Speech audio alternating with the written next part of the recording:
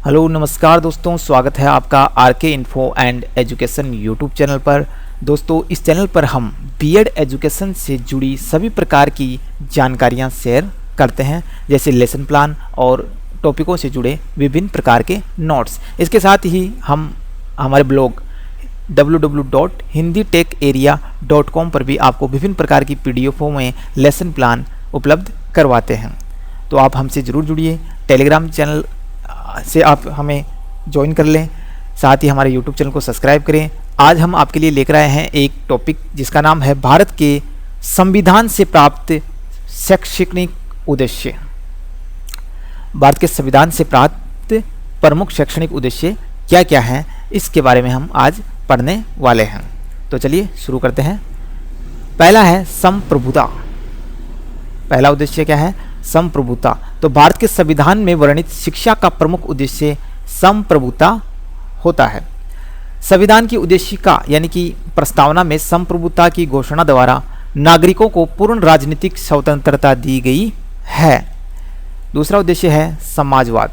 तो समाजवाद शब्द को संविधान में 42वें संविधान संशोधन 1976 में जोड़ा गया था। विभिन्न सामाजिक, आर्थिक एवं राजनीतिक विषमताओं के बाद भी हमारे देश में समाजवादी विचारधारा को जीवन शैली के रूप में लिया गया है।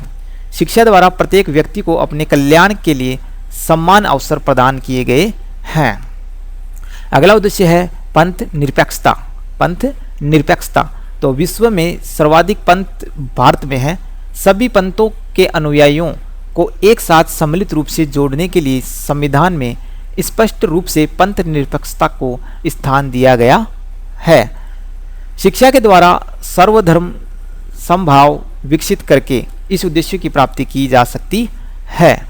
अगला उद्देश्य आता है लोकतंत्र। अगला उद्देश्य है लोकतंत्र। तो भारत एक लोकतांत्रिक राष्ट्र है।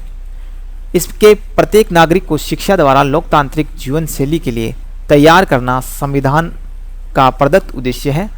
लोकतांत्रिक मूल्यों को विकसित करने के लिए शिक्षा का पाठ्यक्रम तदनुसार निर्माण कर कक्षा कक्ष एवं इससे इन अनुभवों को प्रदान करने का उद्देश्य संविधान से ही प्राप्त होता है।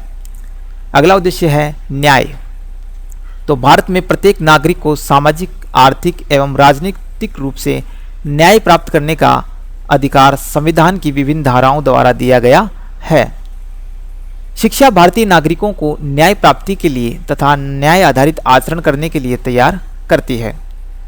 अगला उद्देश्य आता है स्वतंत्रता। हमारे मूलभूत अधिकारों में संविधान द्वारा स्वतंत्रता का अधिकार दिया गया है, यानी कि संविधान में हमें स्वतंत्रता का अधिकार दिया गया है। विचरण, संभाषण इत्यादि हेतु नागरिक स्वतंत्र होता है, किंतु इस स्वतंत्रता का उपयोग सीमित रहकर कैसे करना है, यह हमें शिक्षा सिखाती है। अगला उद्देश्य आता है समानता। तो संविधान की दृष्टि से प्रत्येक नागरिक समान है।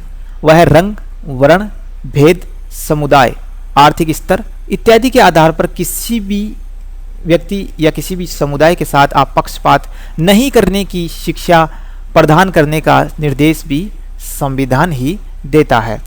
समानता की शिक्षा का उद्देश्य भी संविधान ही प्रदत्त है। ठीक है दोस्तों, हमें समानता की शिक्षा कौन देता है?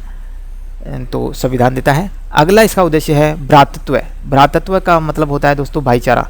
तो व्यक्तिगत सीमाओं से आगे जाकर संपूर्ण मानव मात्र के लिए सम्मान की भावना का उदात्त स्वरूप संविधान प्रदत्त भ्रातृत्व के उद्देश्यों में दिखाई देता है।